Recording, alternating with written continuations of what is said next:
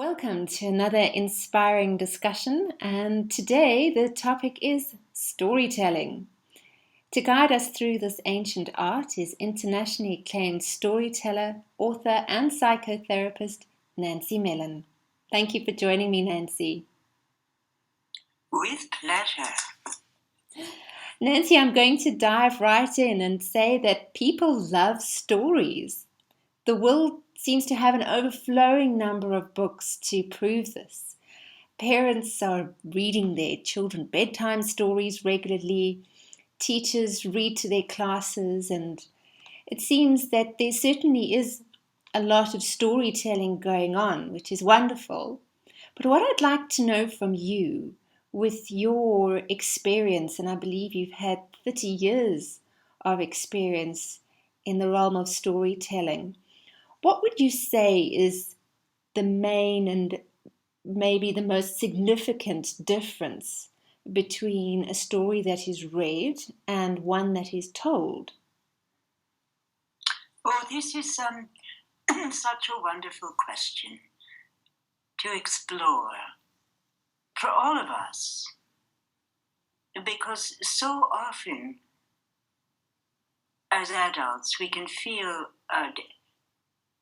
that with all this plethora of books and recordings of all kinds and video devices and so forth, that it's really not our place to tell a story, to write out of our own hearts and our own souls to children, and because there seem to be so many experts around. But in fact, for the child, for the growing child, which we all are, even when we're older, still in some ways growing children, there is no substitute for a comprehensive connection with another beloved human being who's willing to be there, to breathe, to search in the soul, in the imagination, in all the faculties, to search one's own heart and soul and voice, to create a little narrative or a big and an ongoing narrative out of love for the children. It is the heart connection which can happen so deeply and so fully when we really let go of the books, at least every now and then, if not on a regular basis. We let go of these printed books that are in some ways rather squared off and dried up from a child's point of view, and we become for them the living book. And children they'll often, if they dare, to say again and again, please tell me a story. Tell me a story from your own lips. Tell me a story from your own heart. And tell me a story rather than read me the story, because I'm longing for a whole, complete time with you where I can watch you spin out of yourself a whole narrative with a beginning and a middle and an end, and hold that thread and show me how, as from the child's perspective, how to do that. Show me how to breathe, to wait, to pause, to listen, and then to find within and around myself a story that can link my soul to your soul in some wonderful, even very surprising way that can give us both joy and delight and closeness, a sense of bonding through the spoken narrative. And we can feel that, I need to have memorized that marvelous story, or before I can tell something to a child, or I don't know how to speak in rhythm, or I don't know how to do this or that we think other people can do. But from the child's perspective, the mother, the father, the grandparents' voices, their whole presence integrated with their voice is a role model for life. So the parents are the living book of life for them, no matter whether we think we can't sing, whether we think we can't hold that imaginative picture for them, whether we think, oh, I can't do this. I found again and again and again, when we create a positive message to that interior part of us that is a storyteller, all human beings are marvelous storytellers, and we create an internal friendliness and confidence in that capacity we have within us that we can do it. How many parents have I met? I recently met a Chinese woman who'd grown up during the Maoist time, and she and all the children had been told that their only imagination was in the service of the Maoist Little Red Book, and that was their only reality. And so she was crying, because she had a little one in America. She had a 4-year-old. She came to a workshop and she said, I haven't got any imagination. It was all stamped out of me. And I said, yes, you do. It's just gone dormant. And she found out, with tears streaming down her face, that she had a very wonderful storytelling ability and a beautiful imagination that could serve her child and go directly to him. And again, I've met parents, especially these days, who feel, oh, who am I to try storytelling when there are all these so-called experts around? But just like mother's milk is unique for each child, each parent's presence is unique for their child, for their children. And we need a storyteller under every roof, at least one, and ideally both parents are storytellers, different kind, but they can weave together their voices, their imaginations. They can counterpoint their style of storytelling for their children, and that's just heaven for the children. That's just so beautifully put, Nancy. One can really hear that you have been storytelling for years, but as you say, one must not compare oneself to experts and to release to what we already have and know within us, which I think can be a daunting task for any parent or teacher, but probably also quite a releasing one, I would imagine. Oh, because it does create joy, the joy of real listening and enjoying the flow of language and plot line, which can be, very slight plot line, but the flow of the voice that comes from the heart connection with the child. It comes directly out of loving them. And, we can think that, well, we've got to have that story all cooked up within us and figure it all out in our brain, and then we can tell the story. But in fact, what happens when we link our hearts to a child who is in need of a story, which it's very, very often, with the little ones and even the older ones and even the teenagers, sometimes are longing for that confident enough adult who can give them a story to help them through whatever their challenges are at that time. But when we link with the child's soul is coming to help us, so it's not as if we've got to have it all cooked up and serve it beautifully on the glorious platter of storytelling for them, but instead to surrender to the child's need, the young person's need for story, to surrender, to meet their soul's need, their physiological need for story, and to surrender to that, and to trust that the story will be a collaboration. It's not all cooked within one's own self. It is a living collaboration. It all All storytelling, all great storytelling, has always been that.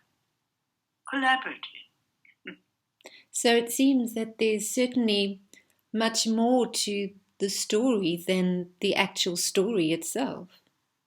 Oh, indeed. In fact, the story itself may be a very small percentage to what the child is actually experiencing when we are there for them as the storyteller. They're experiencing warmth. They're experiencing devoted attention. They're experiencing peace. They're experiencing time with their beloved adult. They're experiencing a whole person there for them, not captured in a machine somehow. A whole living presence. Because these children, of course they've got to inhabit themselves and learn how to inhabit themselves as a whole human being. And I liked what you said earlier about the storyteller being the living book of life. In so many ways, as you've just said now, it touches the child, and I can imagine would be a great therapy. Hence, you're coining the term the healing story. Could you touch a little bit on that for a moment, please? Oh, in many ways, we're all captured out in these days into in so many directions and so many mechanical inventions, including automobiles and iPads and iPhones and all of that. And the children are experiencing adults around them as more and more involved and dependent upon these exterior devices.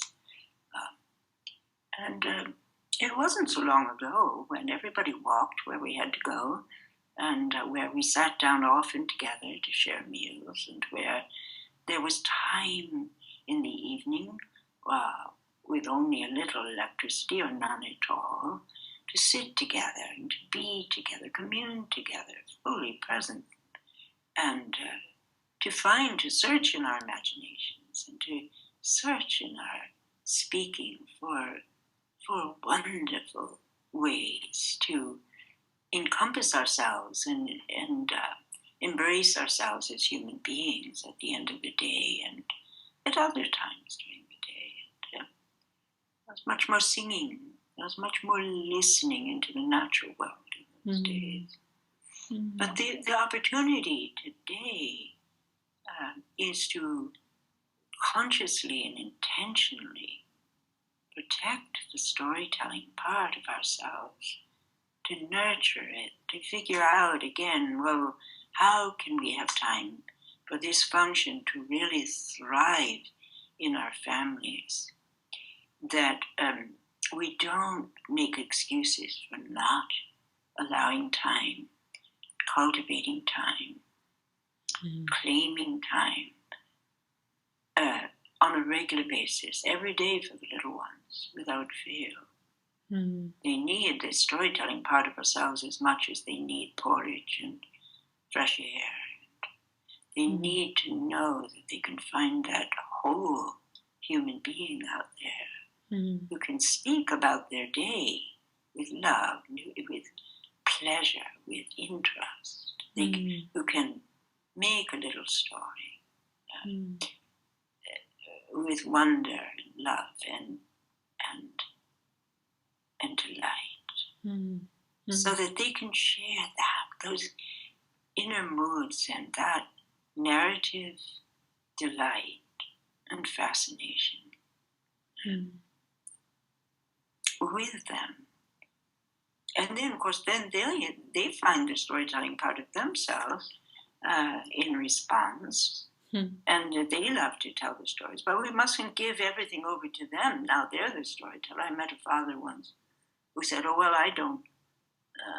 He's a brilliant father. He said, "Well, I don't tell stories anymore because my daughter is such a fantastic storyteller. She can go on and on for half an hour telling a story, even though she's just a little girl. And I said, but, well, what happens when she gets to school then? Will she be able to listen with respect to other stories? And he'd given that over to her. And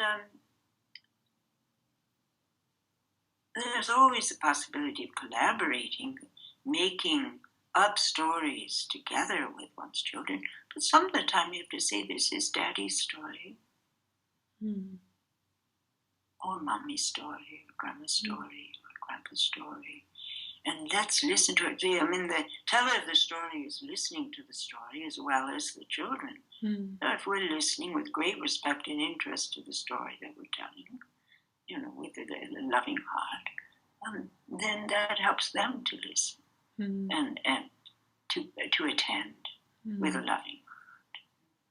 If we're criticizing our own, oh, that was a dreadful story I just told them, I hope nobody heard it, or I'm sure I can do better tomorrow, dear, then the child learns criticism as well. Unnecessary criticism. Because what they're experiencing can be so much more than the little story itself or the bigger story itself. It just seems like there's so much to learn in just a story. And to end now, Nancy, could you share with us one of your experiences? I know that you've worked with many families over the past decades, and which one would you say stands out for you where you've really seen how stories have helped an individual or a group? There's so many examples. I love to speak about the asthmatic child who was born with terrible asthma. It turned out that his grandfather had been a miner and had died from asthma, and the whole family had been distressed about that for ever since the grandpa had died. And so the baby was born with this picture of sorrowful asthma,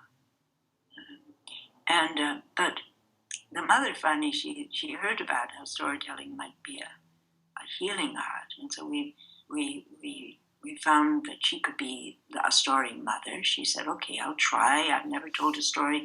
We've always read stories to him desperately in the back of the car going to the hospital over and over again. They had a stack of books that they read, and she said, "Okay, I'll try. I'll try to be a story mother for him." And so we found an image together. I said, "What would be an image that would might really help him to breathe?" So she got a picture of a little baby dragon, little young dragon, and I said, "Well, say more." And she said, "Well, amazing." And she was looking into her own imagination, which she wasn't accustomed to doing. She could see that this little dragon was breathing rainbows. And so she started telling him one night when they were wondering, do we have to go to the hospital again? Let's try this. She and her husband made an agreement, we're going to try this storytelling business. So she took a deep breath as we had practiced, and she began, "Once upon a time," and he was, struggling, little boy was struggling for his breath. "Once upon a time," she took a great breath. She said, "There was a little dragon, and he could breathe rainbows. When he breathed rainbows, they were all around him." And so she told this very simple little story with a picture of the rainbow breathing dragon, and the little boy just wanted to get up and draw dragons with rainbows coming out of the mouth. And that first night that she dared to tell the story, she said he painted and drew rainbows one after another. Luckily, we had talked about having paints ready and crayons ready and so forth, until the whole upstairs hallway, all the way down the stairs, was covered with rainbow dragons. And then he got into bed and he went to sleep, and he slept the whole night through and woke up feeling fine. Wow. And so she thought, she called me and she said, I can't believe it, but this is what happened. And I said, oh, wonderful. Well, let's see how you might be ready for the next emergency by continuing the story. Mm-hmm. So the story actually became an ongoing story. She and her husband developed this whole story of the little dragon who breathed rainbows and the bigger dragons, and who would have these meetings and so forth, and the little dragon would go and listen to the big dragons, and then they had different adventures together, and that story went on for some time, and living into also the family story of the mining history. Eventually, I said, well, how can we transform this story of family suffering from the asthma, dying from the asthma? How can we transform this? So eventually, they went as a family, the mother, father, and the two boys. There was an older brother, and they started going to the mines, the local mines.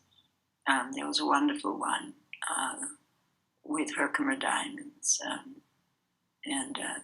so they all went and got their little equipment, and the little boys, they would vigorously dig and hack and bring home stones. And then they went to another mine where there was mica, and they did the same. Pretty soon the house became filled with these marvelous stones, which they would look up and they'd know the names of them, they'd love them, they'd put them out in the light, and they had them indoors and outdoors and along the pathway of the house, all the different kinds of stones they collected.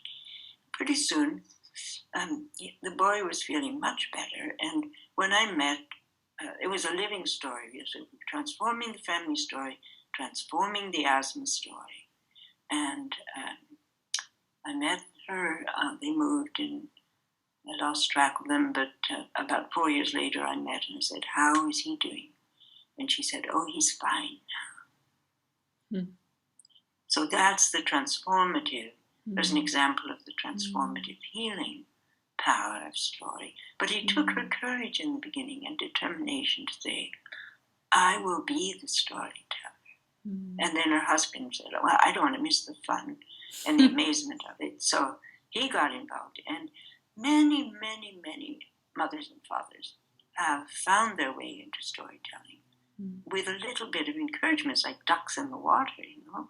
Once one gets started, and how many people have run up to me and said, oh, I'm so grateful that you encouraged the storytellers. I would have missed all the fun. I would have missed all the joy. Thank you, thank you. So to all your listeners, I encourage you, in whatever the resistance may be, to being a storyteller, that you get a little support for yourself. Go on my website and listen to some of my podcasts, which are intended to encourage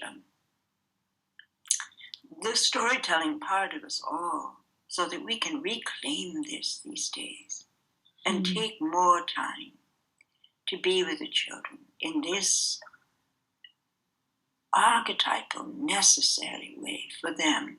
There is no substitute for them having